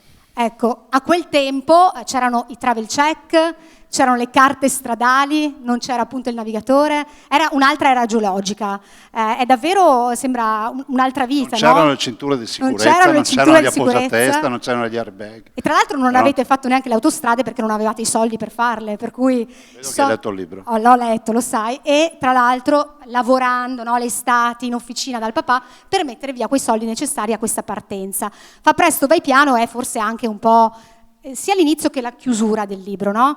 È un ossimoro, un po' la raccomandazione delle mamme, delle nonne, in Veneto la conosciamo bene, ma è anche forse come dire, un'esortazione finale, no? Anche a chiusura del libro. Cos'è? Intanto il libro sono 211 pagine e 11 capitoli. C'è una prima parte che è fondamentalmente la descrizione del contesto dal quale questi 3 studenti diciottenni scappano, sono in quarta superiore mentre progettano il viaggio, seconda parte il progetto del viaggio, quindi durante il quarto anno di superiori, un progetto del viaggio laborioso perché significava stabilire, diciamo, innanzitutto un percorso, un tragitto da farsi, e lavorando tutto sulla mappa del Touring Club e quindi minuziosamente calcolare i chilometri e i costi che avremmo dovuto, diciamo, supportare per arrivare alla meta. E poi la terza parte, il viaggio, la parte italiana, la parte francese, la parte spagnola e la parte inglese, visto che considerato siamo andati anche a Gibilterra, come vedete o avete visto. La quarta parte, la vacanza di 24 giorni a Marbella, quindi in profonda Andalusia, e la quinta parte, che è l'11° capitolo, che è quello che più mi piace, dà il senso del libro. Il ritorno, io direi di non spoilerare più di tanto. Un ritorno struggente, direi. Perché se l'11° capitolo dà un senso anche al titolo, no? Cioè fa presto, vai piano, come diceva prima Gaia Padovan, è un ossimoro, ossimoro vuol dire che è una roba che è una roba quasi senza senso, no? Fa presto e vai piano, che può essere un'esortazione della mamma che ti dice stai attento e torna a casa presto, no? Ma dall'altro è anche la vita, se ci pensate, no? Fai presto, vivi la sta vita e vai piano, assaporatela fino in fondo, cerca di non distrarti, guarda cosa ti passa sotto gli occhi. E poi una vita, lo scrivo nell'11° capitolo, citando Seneca nel De Brevitate Vitae dice che la vita non è breve, è l'uomo che la rende breve. Quindi sto vai piano vuol dire anche viverla in maniera appropriata a questa vita. Invece noi abbiamo un po' una tendenza come umani a pensare sempre a quello che faremo dopo o nella vita. E questo ci permetterà di dire un giorno, se passati tutti questi anni non mi sono neanche reso conto, perché abbiamo sempre guardato al domani e non viviamo l'oggi. Però non è un libro di filosofia neanche di Amarcord. Non è nostalgico, diciamo. Guarda, ve lo dico, io sono oggettivo, è un bel racconto, quindi c'è un fil rouge, c'è un racconto, scoprirete un sacco di personaggi nel racconto, che io alcuni li ho anche un po' resi cinematografici nella descrizione, tipo Donna Carmen, Peco e altri, e sono personaggi reali che io ho incontrato, ovviamente perché sono riuscito a riportarli, perché il libro l'avevo scritto, quindi avevo, anche qui, perché scrivere un libro dopo una vacanza? Perché era l'unico modo per cristallizzare un ricordo. Cioè noi avevamo le pose fotografiche 12, 24, 36, vi ricordo, non avevamo Instagram, non avevamo modo di fare la videochiamata con la ragazza che avevi conosciuto, avevi solo la posta. Ines. E Ines cioè, le ragazze che abbiamo conosciuto. Però non diciamo altro perché sennò poi... No, non puoi svelare tutto. Che poi su Ines io ho tolto un bel pezzo. Immaginavamo. No, ma l'avevo scritto, giuro che l'avevo scritto. E l'hai tolto? L'ho tolto perché avevo fatto una roba tanto poetica. Però guarda, sinceramente non è una, come si può dire? Una prima infatuazione, una conoscenza che è stata veramente, tipo Stella Cometa. Però mi è servita per parlare ai ragazzi anche di questo. Il libro per me è un presupposto per confrontare queste due generazioni, l'analogica e la digitale, e dire che quella digitale è meglio di noi di quando eravamo analogici. Questo è poco ma sicuro. C'è questo tema sempre, no? Il confronto tra due realtà, anche il fascino dell'era analogica e il mondo di oggi che è completamente diverso. C'è però molto, no? Ci sono le tue prime conquiste, no? Le prime infatuazioni, le prime grandi libertà. Forse possiamo vedere anche, chiedo alla regia qualche foto. Ecco, questo è il libro. È il libro, è il diario di viaggio. Scritto a penna, ovviamente. Lo vediamo. Eccolo. Questo è la tua grande passione per i cavalli. Qui eri lì, dove eri esattamente? No, stavo pensando che costava poco la birra, avevo visto. Infatti. avevo un'altra foto con prezzo che era niente. Guarda, quindi todo 60 pesetas, cioè tutto 60 pesetas. Era proprio. Ma no, voleva dire, cioè, tipo oggi prendere una birra a 50 centesimi, cioè una roba del genere. Cioè, no. Questa è una tua grande passione. Qua il presidente ha rischiato di venire arrestato. Te ne sei reso conto, vero?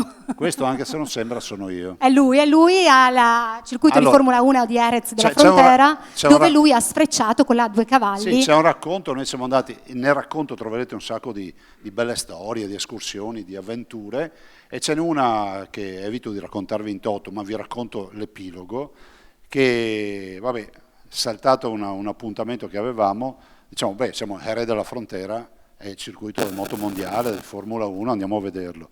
Noi pensavamo di arrivare lì, parcheggiare la macchina, suonare il campanello, fare la solita scenetta pietosa, dai fate centrare, arriviamo troviamo i cancelli aperti. Non c'era nessuno. Non perdere questa occasione. Nessuno. Siamo entrati con 2 cavalli e abbiamo fatto tutto il circuito. Cioè ha rischiato di avere un precedente. E questo è il punto d'arrivo, quindi arrivati, io ho anche una foto, ma per decenza non l'ho diffusa, dove c'è 2 cavalli sulla photo finish, con noi 3 lì, con le porte aperte. Io ancora oggi mi chiedo come si possa lasciare incustodito un circuito di Formula 1, però è accaduto. È accaduto. Ne abbiamo altre? No, non ne abbiamo altre. In questo libro, secondo me, allora intanto c'è questa voglia di andare, la decisione di andare in Spagna.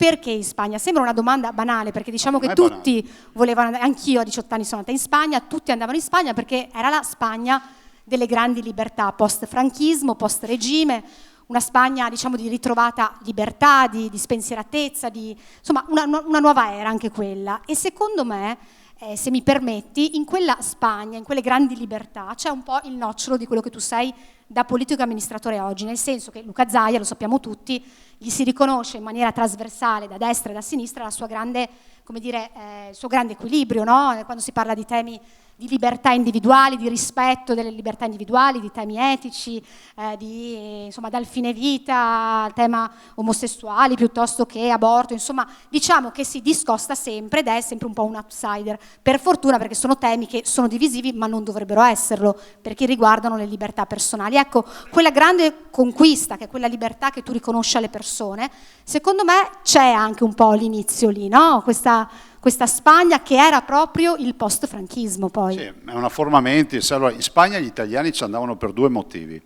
Il primo perché dalla Spagna arrivavano gli echi di una gioventù festante. Nel 1975 Francisco Franco, dopo decenni, grande dittatore, muore, se ne va, la Spagna entra nel periodo della sua prima democrazia e quindi dopo noi ci siamo andati nell'86, quindi dopo 11 anni ci ritroviamo veramente i ragazzi in strada. Noi arriviamo a Marbella, in Marbella troviamo i ragazzi, presente quelli della P-Hour con lo spritz, da noi non esisteva, loro lì già avevano l'abitudine di occupare le strade, le piazze, è una roba stranissima per noi. Considera che io venivo dalle discoteche, quindi io ero già tanto avanti rispetto ai miei coetanei come visione, diciamo, di quello che era l'offerta, diciamo, fra virgolette, ricreativa. E dall'altro questa voglia di libertà si respirava, e dall'altro costava poco la Spagna, perché bisogna anche non essere ipocriti. La Spagna, l'adagio, diciamo, in Italia era che la Spagna, essendo appena uscita, ed era vero, dalla dittatura, aveva comunque dei prezzi vantaggiosi, e ce li aveva, cioè tu riuscivi a dormire spendendo un quarto di quello che spendevi in Italia, quindi costo-beneficio c'era tutto. Dopodiché il tema della trasversalità penso che sia una forma mentis, ma guardate, quando sentite qualcuno che dice la mia parte politica dice che, rispetto a temi etici, che siano a favore o contro, avete davanti un boomer anche un po', insomma, tanto boomer, nel senso che io penso che non ci debba essere una no-fly zone, cioè una area di non volo sui temi etici. Io ho fatto questa battaglia sul fine vita che poi vi hanno raccontato e vi hanno preso in giro che non finisce più. Ve lo dico perché il fine vita esiste in virtù di una sentenza della Corte Costituzionale del 2019. Cioè in Italia, per capirci, se un paziente terminale ha 4 caratteristiche, secondo una sentenza della Corte Costituzionale, che comunque è operativa, se a me arriva un paziente, il paziente ha la facoltà di chiedere alla sua ULSS di gestire il suo fine vita, io non lo chiamo suicidio assistito, se ha 4 caratteristiche. Malattia con esito infausto, cioè porta alla morte. Sofferenza importante fisica e psicologica, che sia tenuto in vita da supporti vitali e che ci sia libertà di scelta comprovata, cioè che uno sia portato lì dai parenti o da qualcuno e dice guarda, senti, sono convinto che lui vuole arrivare al fine vita. E quanti sono stati i casi dal 2019 ad oggi in Veneto? 6. 4 sono stati rigettati, ma non da me, dal comitato etico, cioè una roba seria. Fra l'altro il Veneto è l'unico che ha costituito anche i comitati etici e tutto. Sono medici, professionisti, esperti, ma ci mancherebbe. Io non so neanche se in questo momento, mentre vi parlo, c'è una pratica che è oggetto di osservazione e di valutazione, perché non ho il diritto di saperlo, lo saprò quando leggerò sul giornale che è avvenuto. Quindi dei 6, 4 no, i 2 chi sono? Stefano Geller, che peraltro è morto un mese fa, io sono andato al funerale, è morto peraltro, poi spiego di Stefano, ma non è morto nella gestione del suo fine vita, e poi la signora Gloria di Treviso, della quale si è parlato moltissimo quest'estate, che non si chiama Gloria, che ha ottenuto il riconoscimento del percorso. In più nel 2017 in questo paese si è approvata la DAT, disposizione anticipata del trattamento. Che cos'è? Il testamento biologico.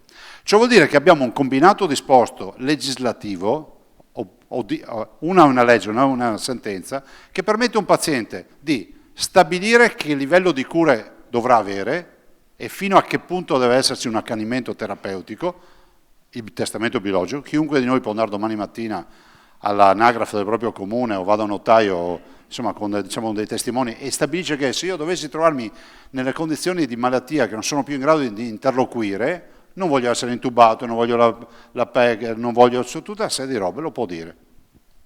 Dall'altro la sentenza. Allora cosa accade? Accade che un'associazione, che io non ho mai incontrato, che sia chiaro, con la quale non ho nessun rapporto, raccoglie le firme per una proposta di legge, cioè tenetevi duri perché è grande rivoluzione, e ha presentato questa proposta di legge in tutte le regioni. Noi siamo stati i primi a trattarla perché per legge le proposte di legge di iniziativa popolare con le firme raccolte, 9.000 firme, devono essere trattate entro 6 mesi. In Veneto funziona così e secondo me è corretto. Cosa dice questa proposta di legge? Cioè, voglio che capiate cosa è stato bocciato per un voto in Consiglio regionale. È stata bocciata una proposta di legge che dice: se un paziente si dovesse presentare e fa una richiesta in base alla sentenza, avete 20 giorni di tempo e non più per rispondere. A me sembra un fatto di civiltà, no? Non è che puoi prendere la cartellina e buttarla da parte sperando che qualcuno, che la natura risolva il problema da sola. 2, se date l'ok alla procedura, la regione sia parte diligente, cioè gestisca il processo, fornisca il farmaco e lo gestisca. Pensate all'interruzione di gravidanza. Se noi avessimo l'interruzione di gravidanza sancita da una sentenza, oggi qualsiasi donna avrebbe l'inquietudine di sapere se trova qualcuno che gli risponde per tempo, perché comunque il feto cresce. E poi nel momento in cui ti dicono di sì, la signora dirà: io ho deciso di interrompere la gravidanza, io non giudico nessuno, vi dico, faccio un esempio, ma vorrei che fosse gestito questo fatto da un punto di vista sanitario pubblico, cioè vorrei un ospedale. Ecco, questa diceva la legge dell'associazione: entro 20 giorni devi rispondere e la sanità si preoccupa di quello. È stata bocciata per un voto, non importa, è democrazia. Cosa vi hanno detto? È stata bloccato il fine vita. Ma il fine vita c'è ancora? Non cambia niente, anzi è peggiore che ci sia ancora senza nessun limite temporale nel rispondere ai pazienti. Sono venuti a dirvi sui giornali che è stato bocciato il fine vita. Il fine vita non è proprio bocciato, cioè esiste in Italia, tanto è vero che la Corte Costituzionale 20 giorni fa ha rifatto un'altra sentenza dicendo al governo, secondo me giustamente: decidetevi e fate una legge, decidetevi e fate una legge. La dovete fare perché se uno è contro il fine vita chiederà una legge per vietare il fine vita.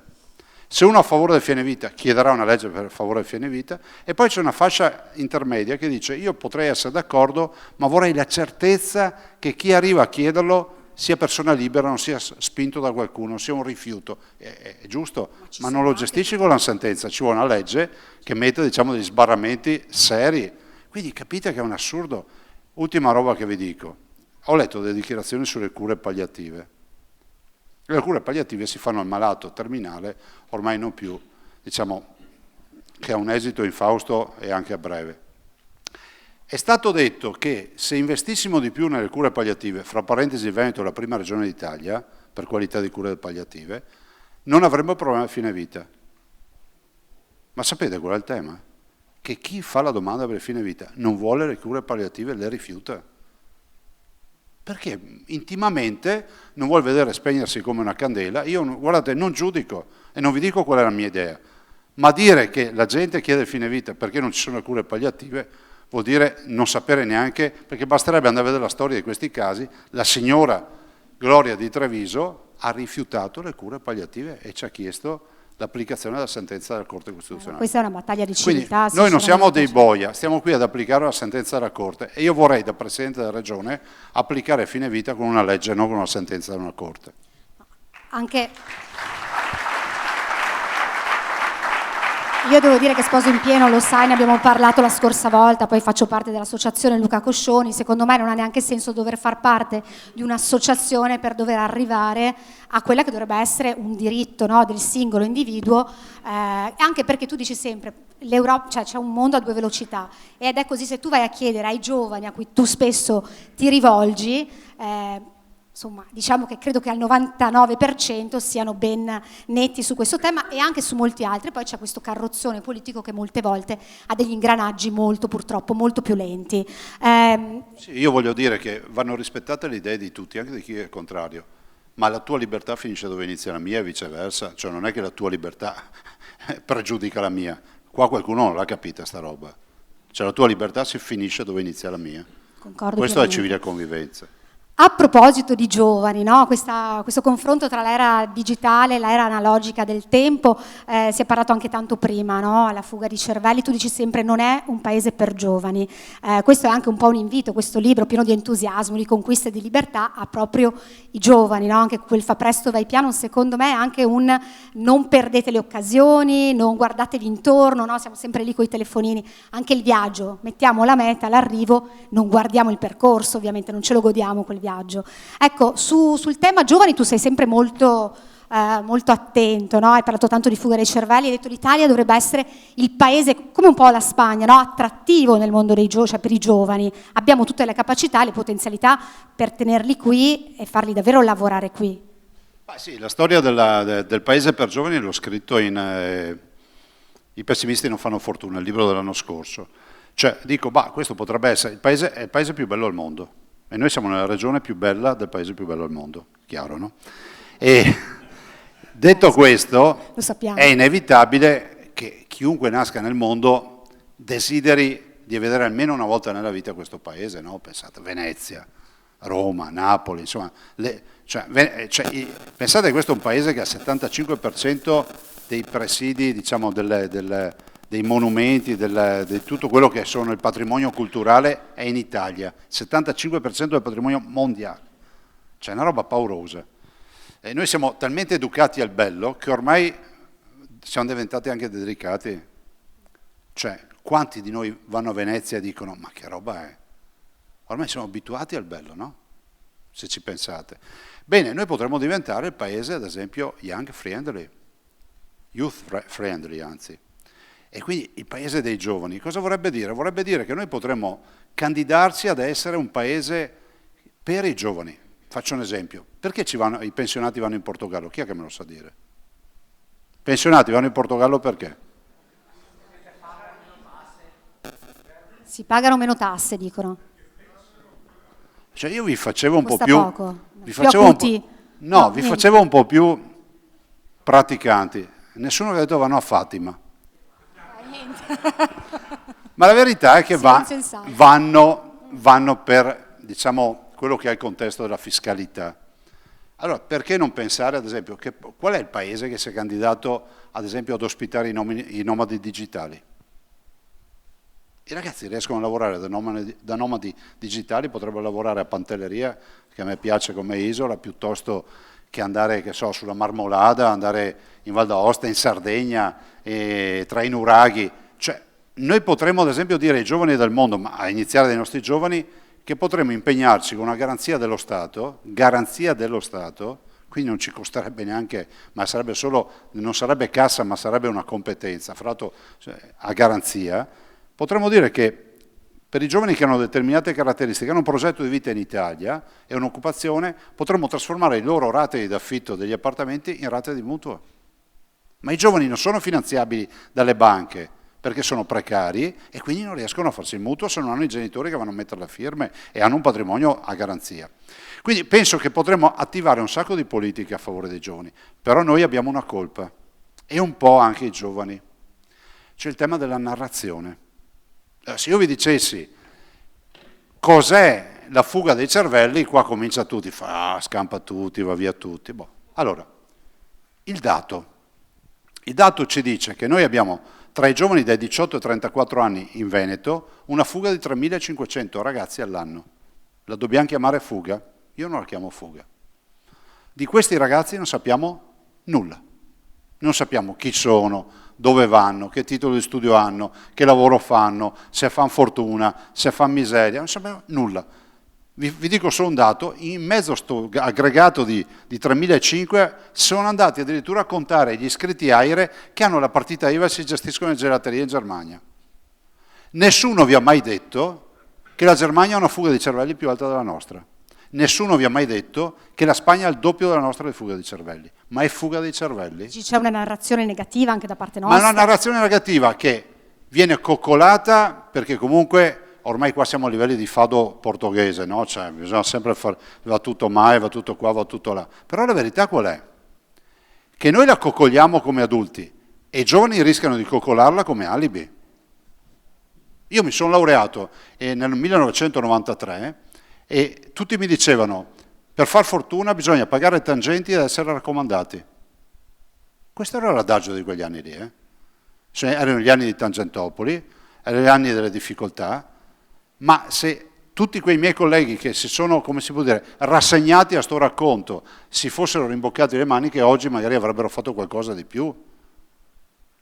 Allora io penso che noi dobbiamo dire che i ragazzi, se vanno all'estero, fanno bene perché ci vanno a fare un'esperienza e che il mondo è molto più piccolo del nostro di quando avevamo 18 anni, perché questo viaggio di 70 ore, io oggi se avessi 18 anni lo farei con 32 euro con un volo Treviso Ryanair Malaga in 2 ore e mezza. Low cost, tra l'altro. Low cost. E non spenderei 1 milione di lire, non avrei 1 milione di lire, di vecchie lire di budget, e ce ne siamo praticamente prosciugati almeno 600-700 mila lire di benzina, di casini vari. Quindi io penso che sia fondamentale invece occuparsi dei giovani che vanno all'estero per necessità, ma capire qual è questa necessità. Spesso confondiamo la formazione e l'esperienza internazionale come una fuga ed è sbagliato. Ci sono giovani che vanno all'estero per formarsi, ci sono giovani che vanno all'estero per trovare nuove opportunità o opportunità migliori, ci sono giovani che vanno all'estero perché durante l'Erasmus hanno conosciuto una ragazza o un ragazzo che gli piaceva, sono tornati per coltivare questa amicizia, ci sono giovani che vanno in giro per il mondo perché a casa non stanno bene. Queste sono alcune delle motivazioni. Penso che questo sia fondamentale. Quando, scusa, ti chiamo Giaul.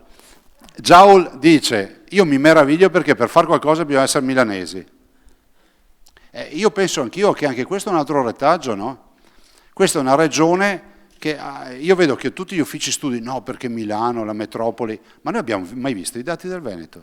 Noi abbiamo 180 miliardi di PIL, siamo il secondo PIL nazionale e non abbiamo la metropoli. Pensa se avevamo una città, cioè noi non abbiamo una metropoli, il comune medio ha 4.500 abitanti, ma abbiamo 180 miliardi di PIL e facciamo 18 miliardi di PIL con il turismo, 72 milioni di presenze turistiche. Siamo i primi in Italia per turismo e tra i primi 10 al mondo.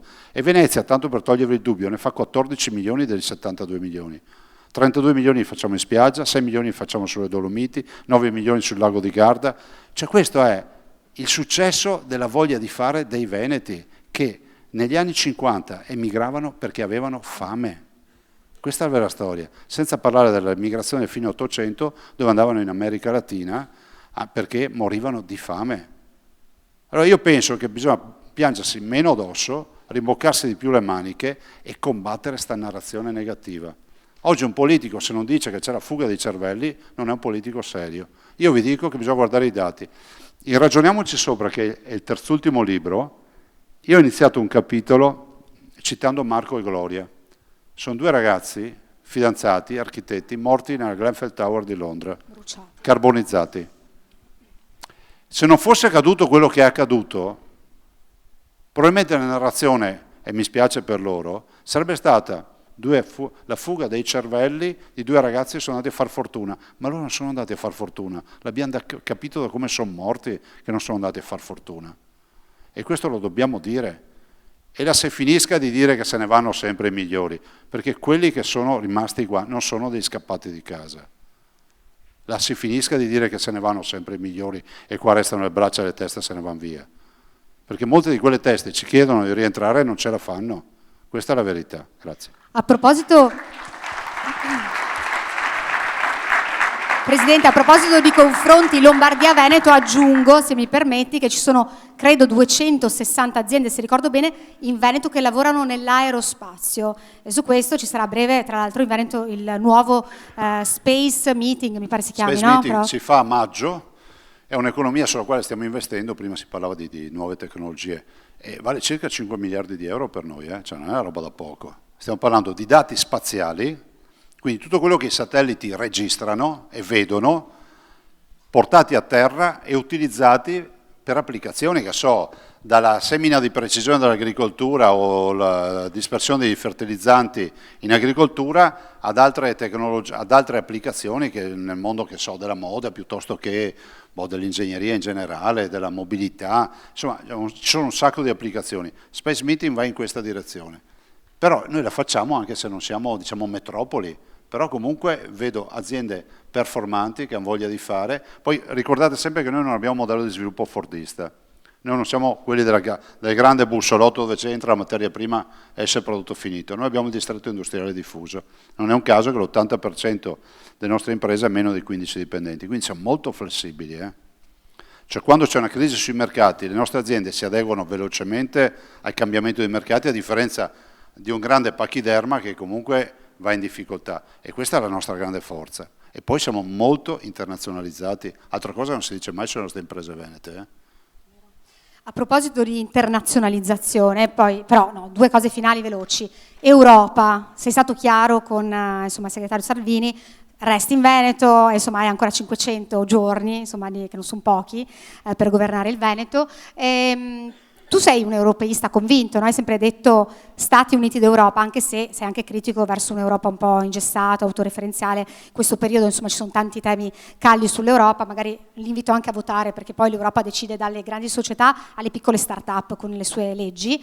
E voi avete attraversato un'Europa che aveva ancora le frontiere, le dogane, un altro mondo, anche quello. Beh sì, anche questo c'è nel libro, cioè nel senso che questo è un libro che parla di frontiere, parla di monete, nel senso che si partiva da casa con le pesetas, i franchi, le sterline, e non era l'Europa della moneta unica.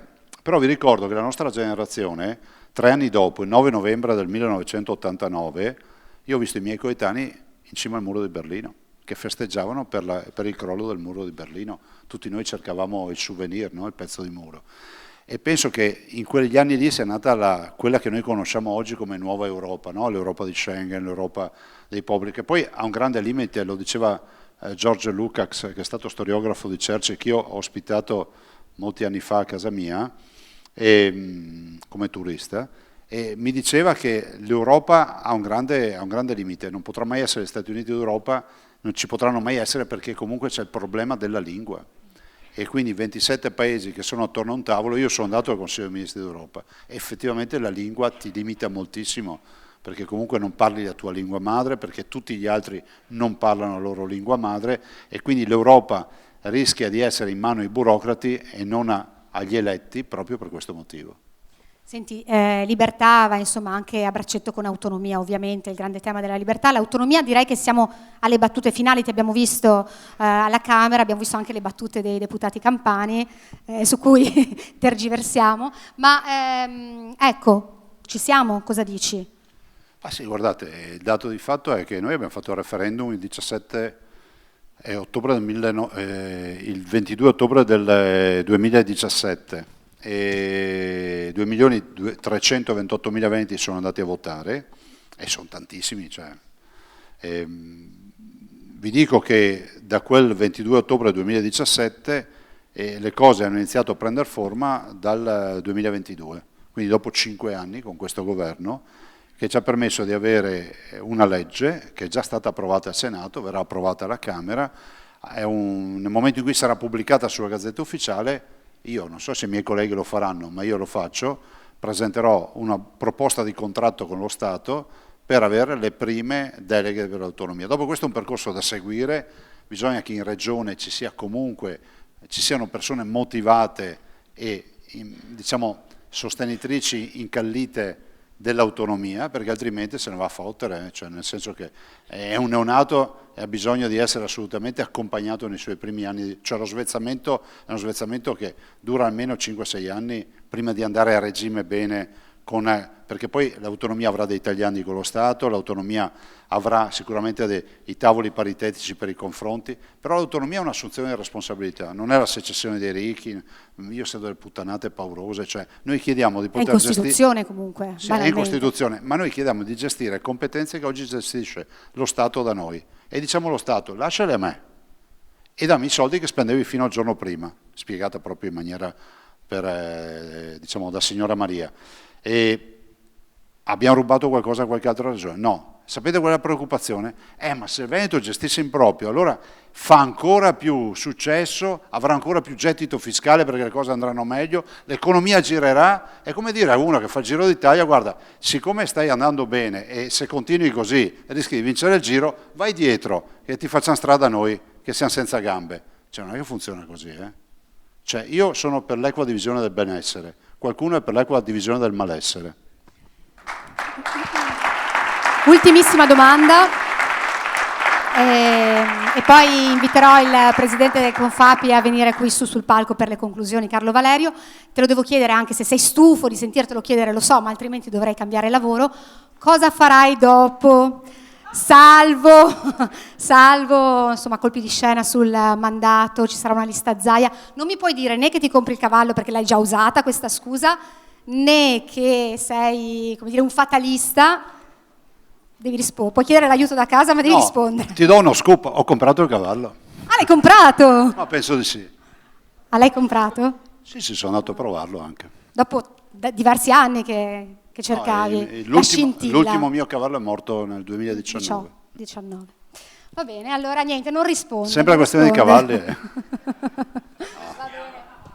No, questo no, deve ancora, non ho ancora trattativa, contrattato. ha sviato la domanda in trattativa. Vabbè, Grazie. Grazie al Presidente della Regione Buona Veneto. serata a tutti e grazie. Grazie per la pazienza. Allora, e grazie a Confapi. Grazie a Confapi, Ciao, però Presidente. chiamiamo il Presidente che ci sta Eccolo qua. raggiungendo per le conclusioni. Ricordo intanto, finché ci raggiunge, che potete acquistare il libro del Presidente, c'è anche il firmacopie, per cui potete insomma fare due battute, due parole col Presidente che vi può firmare la vostra copia. Ci sarà anche poi un buffet, insomma un po' di musica, un concerto swing, per cui la serata continua. Prego, Presidente. Silenzio ancora un attimo, per favore, stiamo concludendo i lavori. Allora, un grazie intanto a tutti voi perché siete qua, ma credo che sarete voi stessi a ringraziare appunto voi stessi per aver avuto l'opportunità e la voglia di venire, perché queste occasioni sono sempre interessanti, affascinanti e poi abbiamo un Presidente istrione che è davvero l'insieme di quello che è un bravissimo amministratore con ciò che è un buon comunicatore, ottimo comunicatore, che conosce molto bene il proprio popolo, che siamo noi.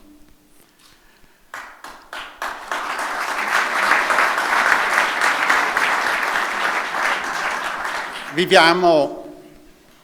Dov'è la mia foto? Eccolo qua. È questo. Viviamo in una società che cambia. Le società sono sempre cambiate, ma con gli ultimi eventi anche della tecnologia cambiano sempre più velocemente e quelli che erano ruoli che una volta erano molto settoriali e molto definiti diventano sempre meno definiti. Noi questa sera abbiamo tra noi, e li ringrazio, senza nominarli tutti, dei sindaci e degli amministratori locali. Abbiamo degli amministratori della Regione del Veneto e abbiamo il Presidente della Regione del Veneto. Fino a qualche anno fa, che cosa avrebbe avuto un amministratore da dire a un'associazione di categoria? Probabilmente non molto, perché i mondi erano divisi.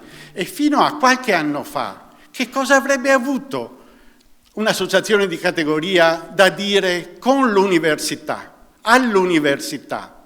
Poco, perché i mondi erano distinti.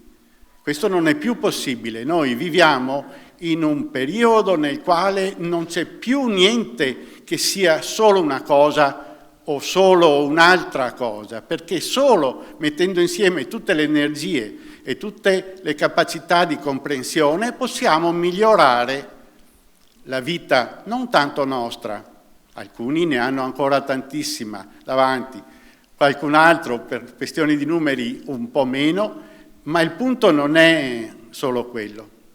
Il punto è invece un altro e che è legato al libro che Luca Zaia ha scritto.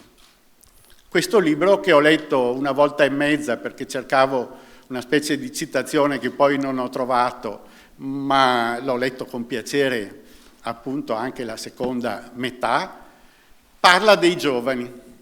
E una cosa mi ha colpito, e non è il raccontare una storia thriller, ma quando sono tornati pensavano di essere accolti come trionfatori e invece hanno dovuto fare i conti non con l'invidia, ma con una condizione che vedeva che tutti gli altri che erano rimasti qua avevano continuato le loro vite e non erano stati nella condizione di accrescere la propria personalità e la propria conoscenza essendo andati fuori. Dopo vi siete ritrovati e ognuno ha fatto la sua strada.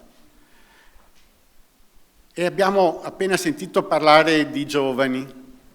Anch'io sono convinto che non tutti quelli che vanno via scappino da qua, perché questa visione negativa è davvero terribile, soprattutto quando poi sentiamo che le università italiane stanno crescendo nel livello di gradimento che chiamano ranking negli anni sempre di più. E allora come mai succede questo? È un caso o è anche legato al fatto che molti restano qua e hanno voglia di capire meglio e di prepararsi meglio? Ma poi c'è un aspetto che sta invece a noi, generazioni di adesso, che abbiamo vissuto in un certo modo e che abbiamo in qualche modo, tra grandi virgolette, il potere di decidere che cosa succederà domani. Se noi non ci rendiamo conto che i giovani che hanno oggi 20 anni sono persone parecchio diverse da noi, perché hanno vissuto in un mondo trasversale, a volte sono più vicini ai loro coetanei che vivono negli Stati Uniti o in un altro posto in Asia rispetto a quanto non siano nei confronti nostri, ma anche solo dei loro fratelli un po' più grandi. Hanno una visione della vita che è diversa, hanno una visione, soprattutto dopo il Covid anche, dell'idea del lavoro, della parte di vita, del tempo libero, di come impegnarlo, di come sarà il loro futuro, che è diversa dagli schemi che conosciamo noi. E noi, anche associazioni di categoria, continuiamo a lamentarci di non trovare forza lavoro. Ma come la stiamo cercando sta forza lavoro? Sugli schemi nostri. Ma gli schemi culturali nostri non sono quelli di queste persone e questo mondo non è nostro, è loro e quindi noi abbiamo un obbligo. Istituzioni, a me piace molto una sorta di distinzione che io ho colto tra la politica e l'amministrazione. La politica, quella che fa le leggi, decide di come devono vivere gli altri. L'amministrazione fa un'altra cosa, dice: posto che la situazione è questa, come posso fare per dare risposte e trovare soluzioni? E questo ce la dice già lunga. Allora, noi dobbiamo immaginare il lavoro di domani disegnato sulle nuove generazioni, disegnato sulla loro visione della vita e sulla loro visione del tempo. Se non saremo in grado di preparare il mondo del lavoro in modo che loro possano viverlo secondo la loro cultura, andremo incontro a un periodo molto difficile. Ma ancora una volta questo periodo difficile non avremmo dovuto affrontarlo noi, dovranno affrontarlo loro. Ce la sentiamo di continuare così o proviamo invece a immaginare tutti insieme un mondo che sia disegnato sulle nuove generazioni e non solo su quelle vecchie? Grazie. Grazie al Presidente di Confapi. A questo punto direi al Direttore di Confapi, Davide Donofrio, di raggiungermi sul palco insieme ad Aldo Rozzi-Marin, perché so che devono consegnare 2 targhe, una a lui appunto e una al Presidente Zaia, e le targhe vengono consegnate da Veronica Tono, direttrice dell'organismo di formazione di Confapi Padova Veneto più SRL, e da Francesca Coccato, che è la vice direttrice di Confapi Padova. Grazie a Confapi allora, grazie mille e grazie, ecco, queste sono le targhe da parte di Confapi. Ad Aldo Rozzi-Marin, al Presidente della Regione Veneto, a cui farei un grande applauso. Grazie a tutti, grazie ovviamente a Confapi. Solo grazie per i fiori. abbiamo una targa a sorpresa. Un amico che ci è stato molto vicino e ha permesso anche questa serata, ma è un amico di Confapi da tanti anni, chiamiamo anche il Presidente della Prima Commissione della Regione, Luciano Sandonà, per una Luciano, targa. raggiungici E sul restando palco. in clima spagnolo, Bravo, è una Luciano specie Sandona, di targa carambata. sorpresa. Bene. Facciamo, eccoci, ci mettiamo vicini per la foto di gruppo e poi possiamo andare a fare un brindisi, direi.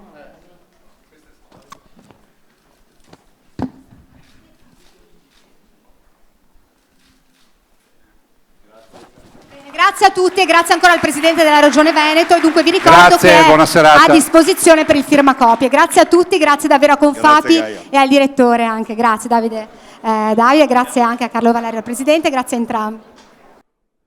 Veneto 24, la prima ed unica radio di informazione del Veneto. Ogni giorno appuntamenti speciali dedicati ad economia e lavoro, sport e cultura. Radio Veneto 24, dedicata al Veneto che conta.